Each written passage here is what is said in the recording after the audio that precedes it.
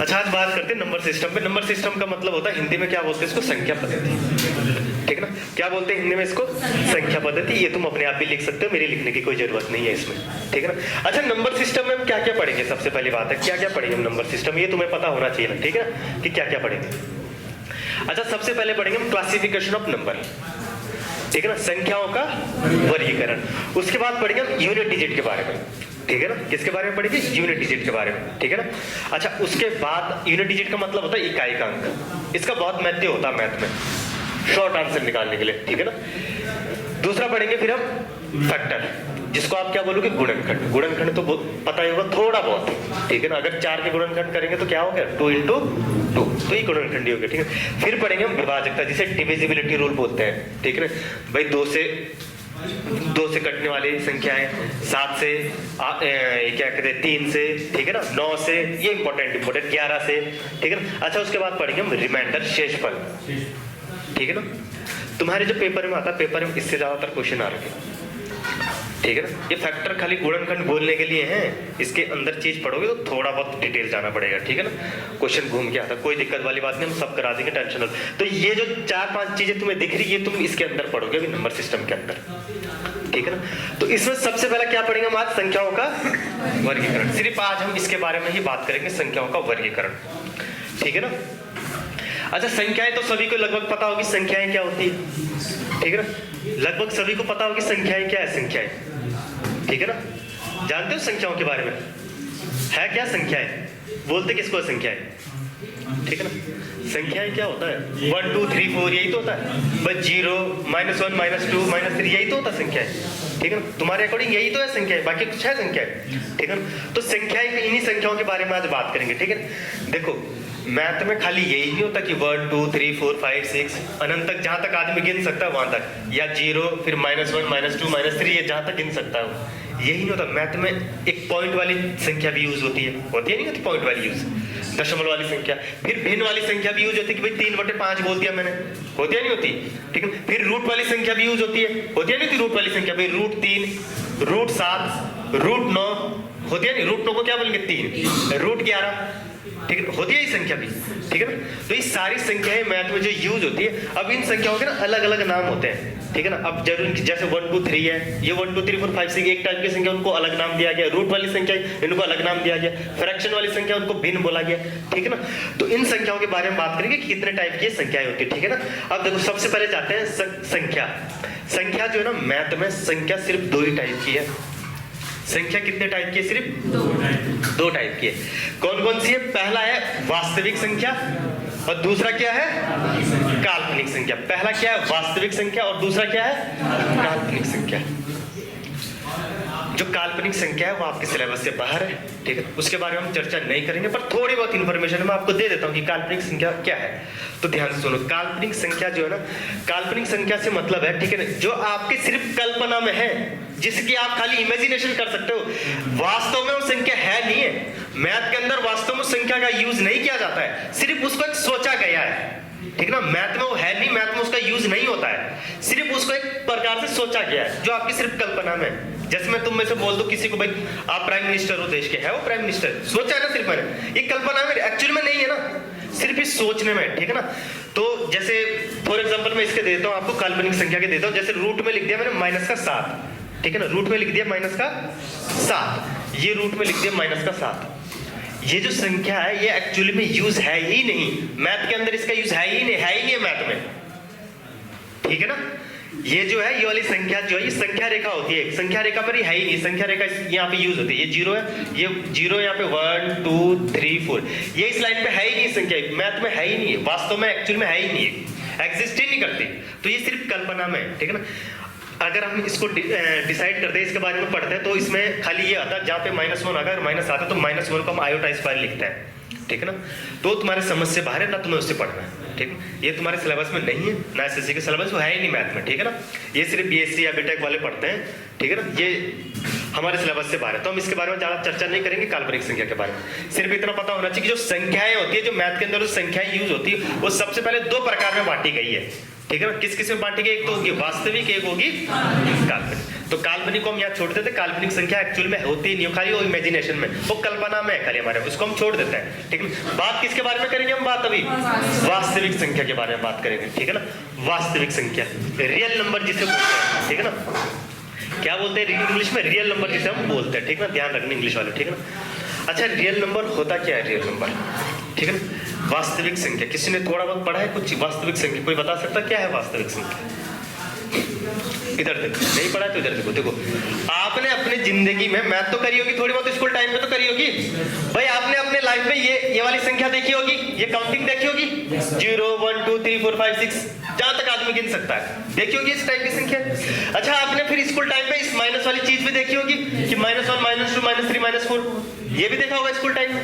ठीक है, अच्छा फिर आपने ये पॉइंट वाली चीजें भी देखी होगी, पॉइंट वाली इस तरह की चीजें आगे तक। ठीक है ना, पॉइंट की कितनी भी चीज हो सकती है। ठीक है ना, पॉइंट वाली चीज। ठीक है, अच्छा फिर आपने ये फ्रैक्शन देखा होगा, फ्रैक्शन मतलब भिन्न, 3/5, 11/3, 19/13, इस टाइप की कुछ संख्या है। ठीक है ना, 7/3, ये जो फ्रैक्शन वाली भिन्न वाली संख्या है, देखी होगी इस टाइप की संख्या। ठीक है ना, तो जो मैथ में है और ये रूट वाली चीज है, root 2, root 3, root 6, root 7, root 11, root 13, इस तरह की संख्या है। रूट में भी संख्याएं देखी होगी, देखने को मिली होगी, स्कूल टाइम पे इतना देखा होगा। तो जितनी भी संख्या ये आपने स्कूल टाइम में देखी, एक्चुअली में मैथ में यही संख्याएं यूज होती है। ठीक है ना, मैथ में क्या होती है, यही संख्याएं यूज होती है। इससे बाहर संख्याएं क्या है? या तो रूट में होगी संख्या है, या दशमलव में होती है संख्या है। ठीक है ना, या भिन्न में होगी संख्या है, या 1 2 3 4 5 6 सीधा होगा, या तो फिर माइनस में होगी, या 0 होगा। यही तो है संख्या है, यही तो मैथ में यूज होती है संख्या है। तो जितने भी ये मैथ में यूज होती है संख्या ये, ठीक है ना, जिसके बारे में आप जानते हो, जितनी भी ये संख्याएं आपने यूज कर रखी है आज तक, जितनी भी कैलकुलेशन में जो यूज होती है मैथ की कैलकुलेशन में संख्याएं, जितनी भी संख्याएं यूज हो, तो सारी की सारी संख्याएं क्या है? वास्तविक संख्या। ठीक है, तो कंफ्यूज नहीं होना कि अलग से कोई वास्तविक संख्या है, सारी के सारी वास्तविक संख्या जितनी भी आप यूज करते हो, जो भी मैथ में यूज हो रही संख्या, सारी की सारी वास्तविक संख्या। ठीक है ना भाई, मैंने काल्पनिक संख्या बोली रूट में -7, उसका यूज तो मैथ में हो ही नहीं रहा। जहां यूजर उसको आयोटा स्क्वायर मानते हैं वो काल्पनिक अंदर है। ठीक है ना, तो सिर्फ वास्तविक संख्या का जितनी भी मैथ में जो भी ये संख्याएं यूज हो रही है, आज तक तुमने करी होगी संख्याएं यूज, ये सारी के सारी क्या है? वास्तविक संख्या है। तो कंफ्यूज होना है वास्तविक संख्या में, सारी के सारी तो है, सारी के सारी वास्तविक संख्या है। रूट में बोलो, दशमलव में बोलो, ठीक है ना, माइनस वाली संख्याएं बोलो, ठीक है ना, प्लस वाली संख्याएं बोलो, सारी की सारी 0 से लेके सबके सब क्या है? वास्तविक संख्या। तो वास्तविक संख्या में कंफ्यूज नहीं होना। और आप जो मैथ में जो यूज करते हो, किस संख्या का यूज करते हो आपने मैथ में? वास्तविक संख्या का यूज करते हो आप अभी। ठीक है ना, वास्तविक संख्या का यूज करते हो। ठीक है, अच्छा एक चीज अब तुम्हारे माइंड में आ रहा होगा, इधर देखो ना, ठीक है ना,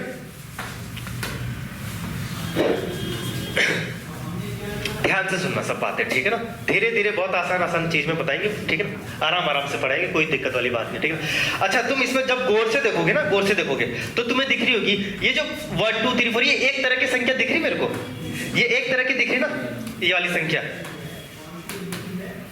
ठीक है ना, ये संख्या एक तरह की दिख रही भाई, 1 2 3 4 एक जैसा सीक्वेंस चल रहा है। ठीक है ना, एक तरह की संख्या, सारे प्लस में है ना, प्लस में। फिर ये संख्या दिख रही तुम्हें कि ये माइनस में संख्या, ठीक है ना, ये फिर ये दशमलव वाली संख्या है, और फिर कि ये भिन्न वाली संख्या है। ठीक है, फिर आपको रूट वाली संख्या दिख रही होगी, दिख रही है इस टाइप की संख्या। ऐसे बोलते तो इसका कॉमन नाम जो है इसका वास्तविक संख्या है। आखिर में सारी संख्या को बोलो कि एक्चुअली में है कौन सी संख्या? वास्तविक संख्या है।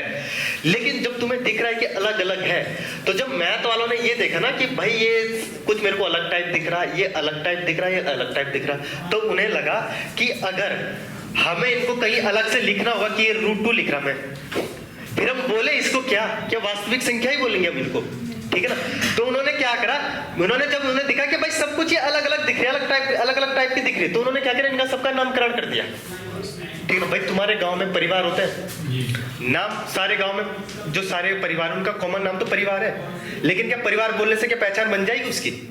नहीं बनने की ना, उसकी पहचान नहीं बनने की। पर्टिकुलर नाम रखोगे ना उस परिवार का, भाई चाहे 3 परिवार हो एक उससे बने हुए, तो उस एक 3 परिवार का एक नाम होता है, पर्टिकुलर नाम होता है, तब तो जानते हो उस परिवार से उसको। ठीक है, तो ऐसी ही संख्याओं में भी हमने क्या किया, जब हमें अलग अलग टाइप दिखा तो हमने एक पर्टिकुलर नाम रख दिए इनके। ठीक है ना भाई। ये इरेशनल नंबर क्या है अंदर आएगी, परिमेय संख्या के अंदर आएगी। ये वाला ये इस टाइप के नंबर अपरिमेय संख्या के अंदर आएंगे, या इस टाइप के नंबर पूर्णांक होंगे, ठीक है ना, या इस टाइप के नंबर होल नंबर होंगे, ठीक है ना। इस तरह हमने इनको बांट दिया। तो सबसे पहले क्या करा, जो वास्तविक जो संख्या है, जो रियल जो नंबर है, रियल नंबर का मतलब जितने भी आप मैथ में कैलकुलेशन यूज करते हो, कैलकुलेशन के लिए जितने भी आप नंबर यूज करते हो, सबके सब सारे नंबर क्या है, वास्तविक है। तो मैथ वालों ने सबसे पहले वास्तविक नंबर को 2 टुकड़ों में बांट दिया, ठीक है। वास्तविक नंबर को किसमें बांटा, पहले 2 टुकड़ों में बांटा। 2 टुकड़े कौन कौन से, इधर देख लो, 2 टुकड़े कौन कौन से, परिमेय संख्या और, अब संख्याएं तो हमें यही संख्याएं तो ये यूज हो रही, ठीक है ना, संख्याएं तो कौन सी हो रही, यही यूज है लगभग, ठीक है ना भाई।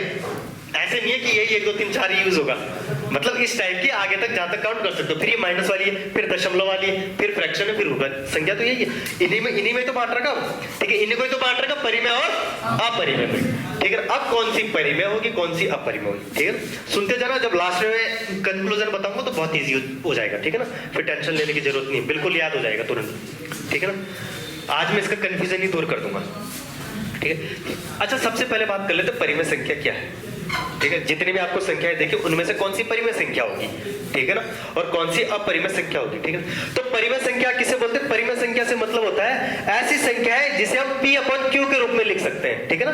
किसके रूप में लिख सकते हैं हम, P/Q के रूप में लिख सकते हैं, ठीक है ना। अब आप बोलोगे सर P/Q क्या है, इधर देखो एग्जाम्पल से सब समझ जाएंगे, ठीक है ना। देखो, ऐसी संख्या है जिसे हम P/Q के रूप में लिख सकते हैं, बस शर्त है, शर्त पहले लिख लो, ठीक है। शर्त क्या है, शर्त क्या है, ये जो P/Q है जिसे हम P/Q के रूप में लिख सकते हैं, ये जो P और Q है, P और Q दिख रहा तुम्हें यहाँ पे, दिख रहा P और Q, ये P और Q ये दोनों पूर्णांक होने चाहिए।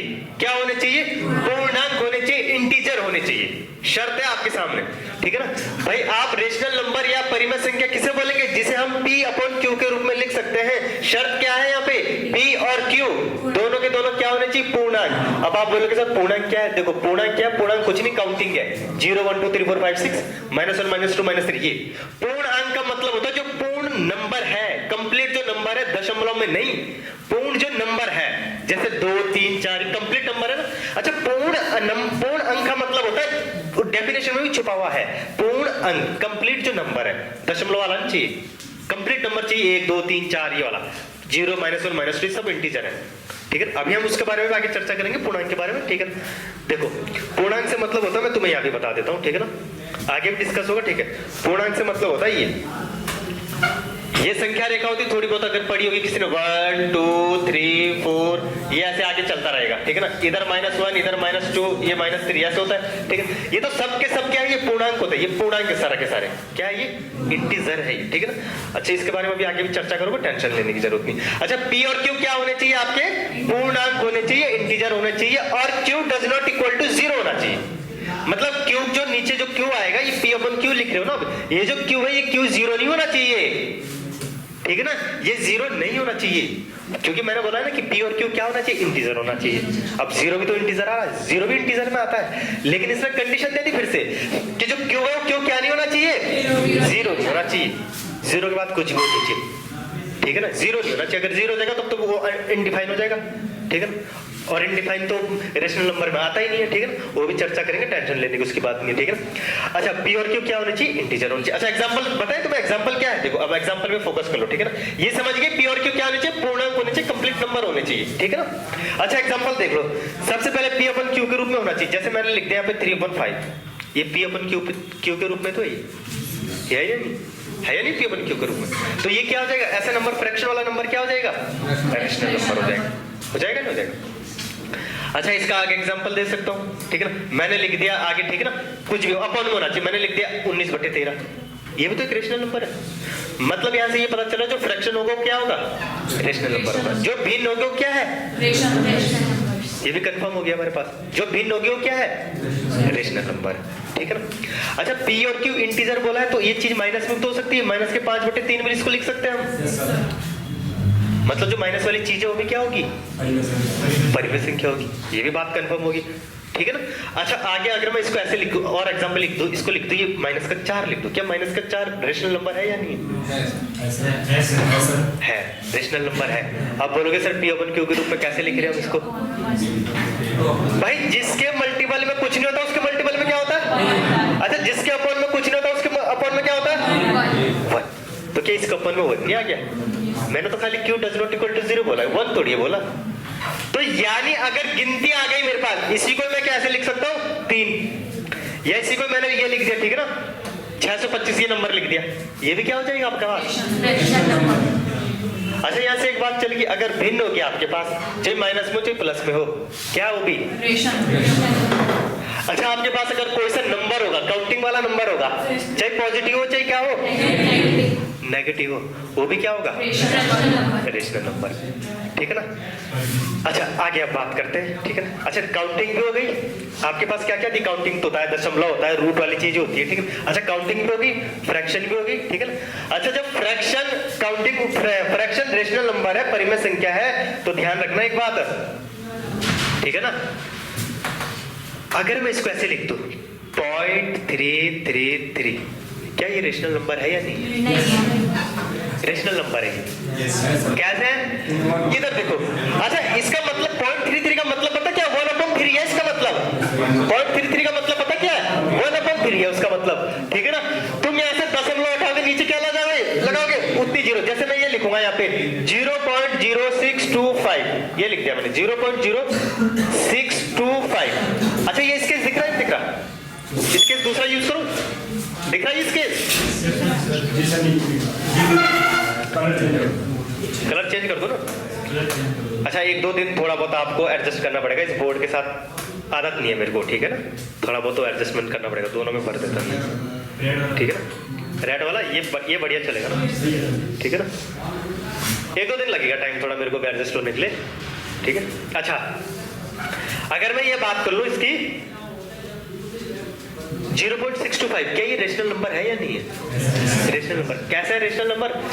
यहाँ से पॉइंट हटाओगे, नीचे क्या आ जाएगा? पॉइंट हटी, नीचे कितनी जीरो आ जाएगी? 1 2 3 4, कितनी जीरो आ जाएगी? अब तो ये कट रहा आपस में, 25 से कट जाएगा, नीचे ऊपर कट जाएगा, बन जाएगी भिन्न। तो मतलब पॉइंट वाली चीज भी क्या है? देखो, परिमेय संख्या। पॉइंट वाली चीज भी क्या है? जो दशमलव में जो चीज होगी, जो नंबर होगा, वो भी क्या है आपके पास? अच्छा, आपके पास काउंटिंग वाला नंबर आ गया, वो भी परिमेय संख्या है। आपके पास माइनस वाली चीज आ गई, वो भी परिमेय संख्या है। अच्छा, आपके पास भिन्न आ गई, वो भी परिमेय संख्या है, ठीक है ना। दशमलव वाली संख्या आ गई, वो भी परिमेय संख्या है। बचा क्या फिर? रूट वाली चीज। रूट वाली चीज परिमेय संख्या नहीं होती, वो आगे अभी डिस्कस करेंगे, ठीक है। अच्छा, इसमें जीरो बचा हुआ है, इंटीजर जीरो भी तो होता है। जीरो कोई बता सकता है जीरो परिमेय संख्या है या नहीं? जीरो भी एक परिमेय संख्या है, ठीक है ना। अब क्यों होगी वो आप अभी नहीं समझोगे, जब मैं रेशनल नंबर इरेशनल पढ़ाऊंगा तब समझोगे, देखो, ठीक है ना। दोनों बात प्रूफ करेंगे, जीरो कैसे है, ठीक है ना। हम टेंशन लेने की जरूरत ही नहीं है यहाँ पे, ठीक है ना।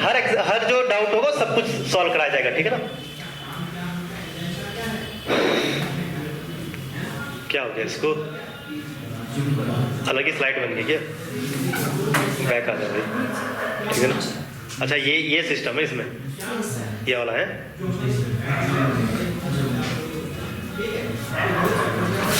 अच्छा, बात कर लेते अब किसके बारे में? इरेशनल नंबर, अपरिमेय संख्या। सारी की सारी तो परिमेय संख्या में आ गई, ठीक है। अब कुछ बची हुई है, उसको इसी में होगी फिर वो, ठीक है। अपरिमेय संख्या में आप किसी की भी मल्टीप्लाई करो, क्या रह जाएगी वो? अपरिमेय संख्या रह जाएगी। क्या रह जाएगी वो? अपरिमेय संख्या। अच्छा, ये चार्ट देखा होगा आपने, ये वाला पहला वाला, ये वास्तविक नंबर तक जितने भी नंबर यूज हो रहे मैथ में, वो सारे के सारे क्या है? चाहे वो रूट में, किसी में भी दशमलव, भिन्न, वो सारे के सारे क्या है? इनमें 2 भागों में बांटा। 2 भागों में कौन सी वाली चीज निकली है बाहर? रूट वाली चीज। रूट वाली चीज किस में है? अपरिमेय संख्या है। जैसे √2, √3, √5, √6, √7, √11, √13, ठीक है ना। ये सारी की सारी क्या है? अपरिमेय संख्या। और ये बाकी जितनी भी संख्याएं बची, बाकी सारी की सारी संख्याएं क्या है? परिमेय संख्या। तो क्या कठिन है कुछ की परिमेय संख्या और अपरिमेय संख्या में पता करना? सारी की सारी तो परिमेय संख्या है, बस सिवाय किसके? रूट वाली चीज। जो रूट में संख्या वो ही परिमेय संख्या नहीं है। क्लियर है? ऐसा कर दो, ठीक है ना। अच्छा, इसमें से ये तो अलग हो गया, इसका हमने कर बोल दिया कि भाई ये क्या है? ये अपरिमेय संख्या है। ये सारी की सारी क्या है? परिमेय संख्या। अब इनमें से भी आपको कुछ दिख रहा होगा, कुछ दशमलव में, कुछ माइनस में, कुछ उसमें अलग अलग टाइप दिख रहे। अब इनको भी हम बांटेंगे, ठीक है ना।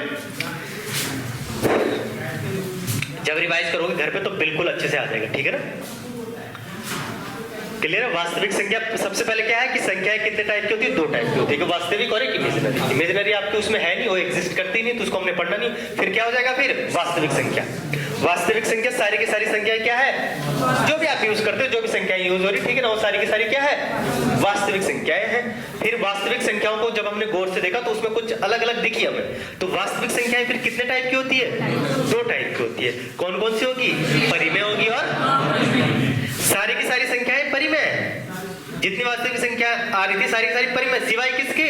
रूट वाली चीज के। बस इतना सा याद रखना, ठीक है? ज्यादा अंदर चीजें जाने की जरूरत नहीं, हालांकि आप इसमें और कंसेप्ट है पर उतना जाने की जरूरत नहीं, ठीक है ना? पॉइंट वाली चीज में रिपीटिंग कंसेप्ट होता है, नॉन रिपीटिंग कंसेप्ट होता है, ठीक है? वो छोड़ो, बस तुम इतना याद रखो, तुम्हारे सिलेबस में इतना ही चीज है, ठीक है? कर लोगे इतना? रूट वाली चीज क्या है? अपरिमेय संख्या। अपरिमेय संख्या से मतलब है कि जिसका कोई एग्जैक्ट, जिसकी वैल्यू है ही नहीं, जिसका एग्जैक्ट सॉल्यूशन है ही नहीं, ठीक है? अच्छा, बात कर लेते हैं जीरो के बारे में। बात कर ले, क्या जीरो क्या है? कोई बता सकता है वो? जीरो क्या है? जीरो परिमेय संख्या। कैसे परिमेय संख्या? इधर देखना, ध्यान से सुनना मेरी बात।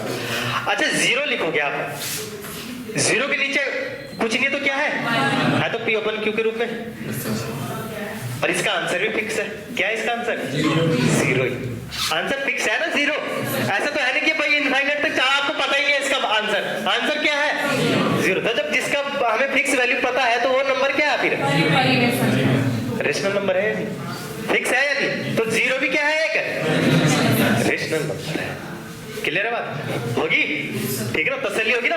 अपरिमेय संख्या में आपका एग्जैक्ट मान है ही नहीं था, इसकी एग्जैक्ट सॉल्यूशन है ही नहीं, मतलब वही अपरिमेय संख्या होगी जिसे हम पी अपन क्यू के रूप में नहीं लिख सकते। पी अपन क्यू के रूप में उसे नहीं लिख सकते जिसका एग्जैक्ट मान नहीं है। पॉइंट के बाद पता ही नहीं है कि कितनी जीरो लगानी है नीचे, वो तो अनंत तक चले जा रहा। इसमें तो फिक्स आंसर है जीरो। जब जिसका फिक्स आंसर हो क्या है? परिमेय, ठीक है ना? कर लोगे? आसान है, बहुत आसान है, कठिन कुछ भी नहीं है मैथ में, कुछ भी नहीं, ठीक है ना? अच्छा, अब हमने उसको अलग रख दिया, ठीक है ना? किसको अलग रख दिया हमने?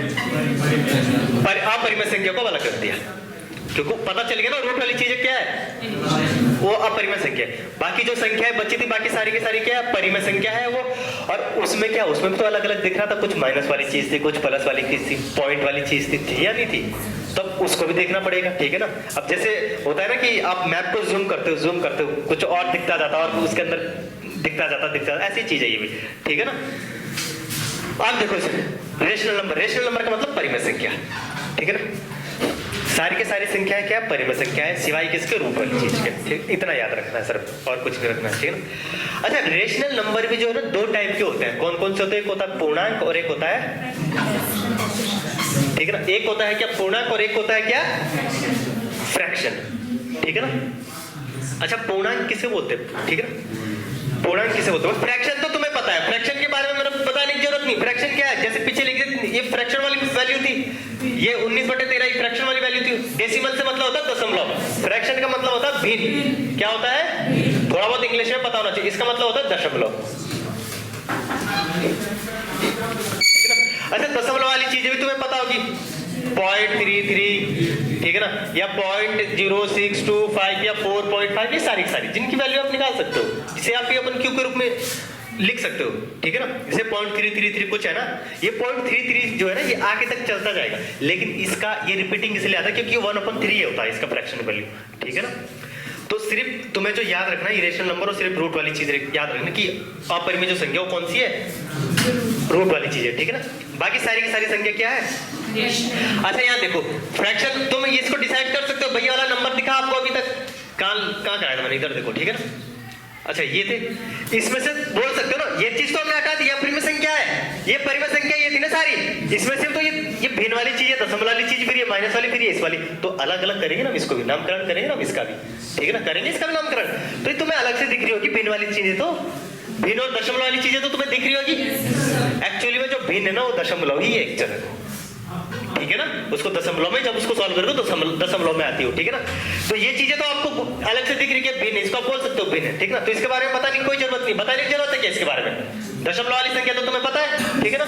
और इसके बारे में डिटेल अगर आगे मौका मिलेगा तब पढ़ेंगे, वरना जरूरत नहीं है इसके बारे में, ठीक है? अच्छा, मेन बात कर लेते हैं इंटीजर क्या है, ठीक है? मेन बात क्या कर लेते हैं? इंटीजर के बारे में, ठीक है ना? अच्छा, किताबी डेफिनेशन जो है वो मेरी लिखी हुई है, उसकी टेंशन नहीं करनी, ठीक है ना। किताबी डेफिनेशन जो है वो लिखी हुई है, किताबी डेफिनेशन समझा के क्या फायदा जब वो लिखी हुई है, ठीक है। तुम्हें प्रैक्टिकली नॉलेज देना होता है मेरा काम, ठीक है ना। अच्छा इधर देख लो, पूर्णांक किसे बोलते हैं, ध्यान से सुनना। पूर्णांक क्या है? पूर्णांक का मतलब क्या होता है? कंप्लीट है नंबर। अब वो चाहे पॉजिटिव में हो चाहे किसमें हो, कोई फर्क नहीं, क्योंकि वही नंबर तो बचे थे ऊपर। अब पॉजिटिव वाले 0 नेगेटिव वही तो नंबर बचे थे, बाकी तो हो गया अलग, ठीक है ना। रूट वाली चीज अलग होगी, दशमलव वाली चीजों को ये बोलते हैं दशमलव, ठीक है ना। बाकी चीजें बची थी, ठीक है ना। ये देखो इंटीजर, ध्यान से सुना मेरे पास, ये संख्या रेखा है, यहाँ पे 0 है, 1 2 3 4 5 6, ये आगे चलता जाएगा ऐसे। इधर किस में आता है, यहाँ से चलता जाएगा आगे, ठीक है ना। तो पूर्णांक का मतलब होता है कंप्लीट एक नंबर जो दशमलव में ना हो। 1 2 3 4 625, ठीक है ना, 205, कंप्लीट नंबर होना चाहिए, ठीक है ना। जो भी कंप्लीट नंबर होगा वो चाहे पॉजिटिव हो चाहे क्या हो, नेगेटिव हो, ठीक है ना, वो क्या होंगे, उसे क्या बोलेंगे हम, पूर्णांक बोलते हैं, इंटीजर बोलते हैं, ठीक है ना। समझ गए इंटीजर किसे बोलते हैं? कंफ्यूज तो नहीं हो जाएंगे। मैं बोल दूं कि 4 इंटीजर है या नहीं है इंटीजर, कंप्लीट नंबर तो है, ठीक है ना। कंफ्यूज तो नहीं हो जाएंगे।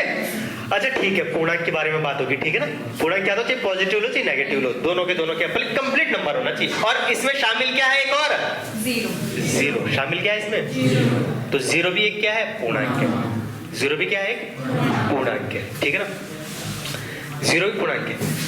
अच्छा अब इस पूर्णांक में देख रहा हूं आपके पास यही नंबर बचे, इसमें भी वो अंदर घुसेंगे। अब इन नंबरों में भी कुछ तो सम होगा, कुछ विषम होगा, ठीक है ना। जब हम आगे घुसेंगे, आगे बात करेंगे। देखो अगली स्लाइड देखते हैं किसी चीज की, ठीक है। इधर देखो, ठीक है ना। देखो आपके पास नंबर यूज हो रहे थे पॉजिटिव और नेगेटिव वाले, पूर्णांक यूज हो रहे थे, ठीक है ना। तो पूर्णांक में क्या होता है, विषम भी होता है और क्या होता है, अच्छा विषम संख्या सबको पता है, सम भी सबको पता है, बताने की जरूरत है नहीं है, बताने की जरूरत। सम किसको बोलते हैं, जो 2 से डिवाइड हो जाएगा, ठीक है ना। जैसे एग्जांपल लिख दूंगा मैं यहाँ पे -8,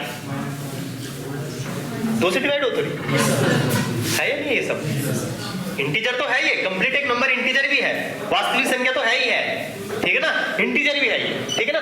अच्छा अगर मैं ये लिख दूंगा, ठीक है ना, 6 लिख दूंगा, सम संख्या है। 4 लिख दूंगा, सम संख्या है, ठीक है ना।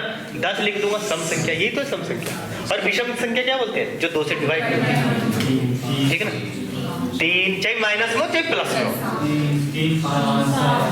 ठीक है ना, कंप्लीट ही चीज। ये सम और इवन वाला कंसेप्ट आता है सबको, ठीक है ना। अच्छा मेन चीज जो पढ़नी होती है, ठीक है ना, इंटीजर में जो मेन चीज जो पढ़नी होती है, इंटीजर ये होते हैं ना, देखो नंबर लाइन होती है इंटीजर। देखो मेन चीज जो इंटीजर में पढ़नी होती है वो क्या है, ठीक है ना, ध्यान से सुनना मेरी बात, ठीक है ना। एक और स्लाइड थी यार, स्लाइड इतनी लगाई कि तुमने,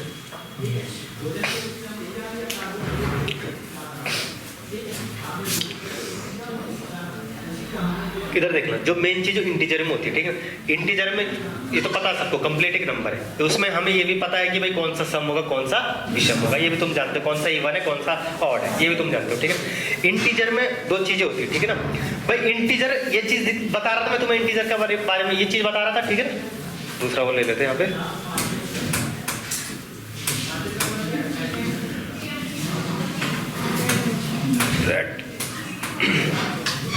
अच्छा इंटीजर में मैं ये बता रहा था भाई, बीच में क्या 0 1 2 3 ये ऐसे से जाता है, -1 -2 -3 ऐसे है, ये सब इंटीजर है या नहीं है। अच्छा तो इसमें भी तो 2 पार्ट दिख रहे हैं आपको, एक क्या है पॉजिटिव और एक क्या है, दिख रहा है नहीं दिख रहा है, एक पॉजिटिव और एक क्या है नेगेटिव है, ठीक है ना। एक क्या है पॉजिटिव और एक क्या है नेगेटिव है, ठीक है ना। कोई सी नई स्लाइड ले लेते हैं, ठीक है, उसमें समझाते हैं, ठीक है। बाकी पता लग गया ना इंटीजर क्या है, ठीक है ना।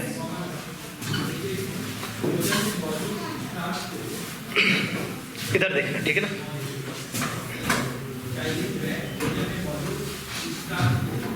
दिख रहा है ये स्केच,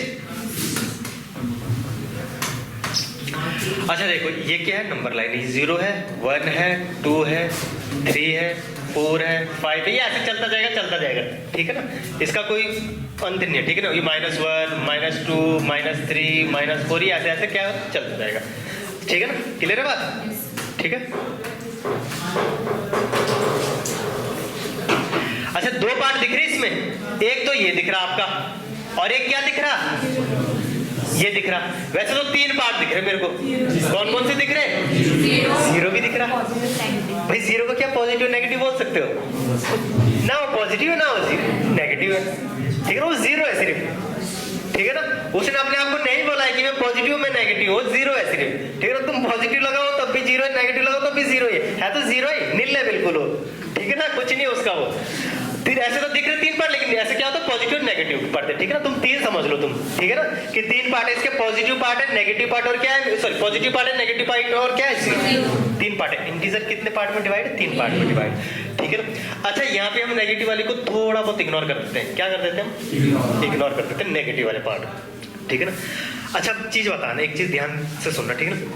अच्छा यहाँ पे ये जो 0 से लेके ये अनंत तक चलती जाएगी संख्या, 0 से लेके अनंत तक, जब भी आप 0 से लेके स्टार्ट करोगे संख्या है, तो 0 से लेके 0 1 2 3 4 5 6 ये जो काउंटिंग है, इस काउंटिंग को क्या बोलोगे आप? होल नंबर बोलोगे, पूर्ण संख्या बोलोगे। क्या बोलोगे? पूर्ण संख्या बोलोगे। पूर्ण संख्या कौन सी होती है? 0 1 2 3 4 काउंटिंग है, यही होती है पूर्ण संख्या। क्या बोलेंगे इसको?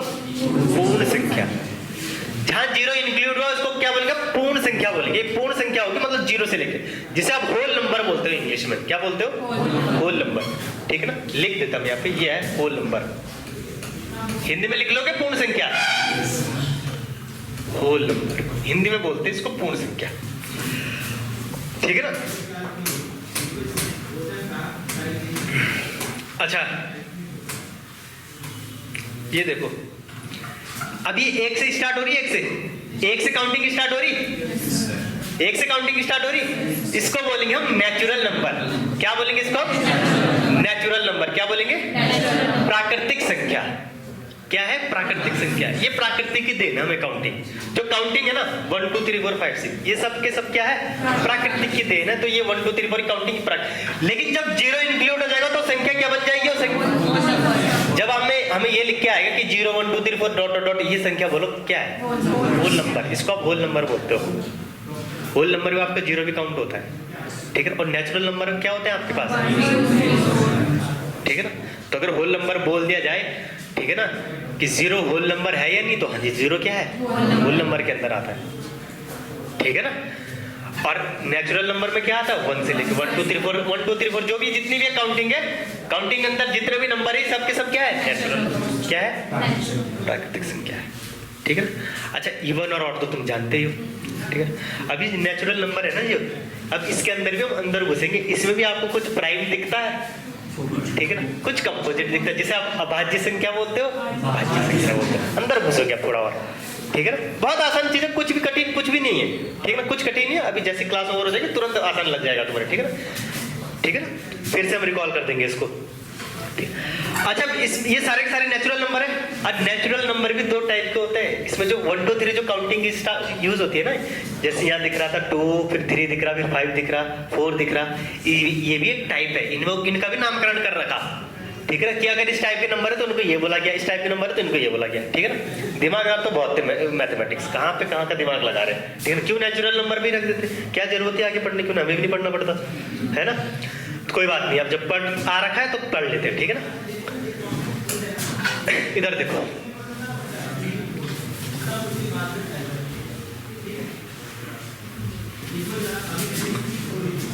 कोई पूरी स्लाइड नहीं बनी, कोई बात नहीं, हम खुद ही लिखाएंगे। अच्छा नेचुरल नंबर किसको बोलते हैं? ध्यान में, नेचुरल नंबर है, ठीक है। नेचुरल नंबर मतलब जो 1 से स्टार्ट होता है, काउंटिंग जो है आपके पास, काउंटिंग ही 1 2 3 4 5 6, उसी को क्या बोलते हैं आप? प्राकृतिक। वो नहीं आएगी इसमें डेसिमल वाली चीज नहीं, डेसिमल वाली तो हमने पहले हटा दी थी, वो भिन्न बोलते हैं उसको, ठीक है ना। प्राकृतिक संख्या मतलब आपकी काउंटिंग 1 से लेके, क्लियर है। अच्छा प्राकृतिक संख्या 2 टाइप की होती है, कौन कौन सी होती है? एक तो होता है प्राइम नंबर, जिसे आप हिंदी में क्या बोलते हैं? अभाज्य संख्या बोलते हैं। और एक होता है कंपोजिट नंबर, जिसे आप क्या बोलते हैं? सबसे इंपॉर्टेंट चीज है ये। अब तक जो क्लास पढ़ी थी वो सिर्फ डेमो क्लास बोल सकते हैं आप उसको, जिसमें इतना कुछ है नहीं। हालांकि पता होना चाहिए वो चीज, वो बेसिक चीज है, लेकिन जो इंपॉर्टेंट चीज आएगी वो अभाज्य, ठीक है ना। अच्छा किसी को थोड़ा बहुत अगर पता होगा कि भाई अभाज्य संख्या बोलते किसको है, थोड़ा बहुत अगर पता हो किसी को, यहाँ पे लिखा हुआ है, फिर तो बोल ही दोगे तुम। जिसके 2 फैक्टर, एग्जाम्पल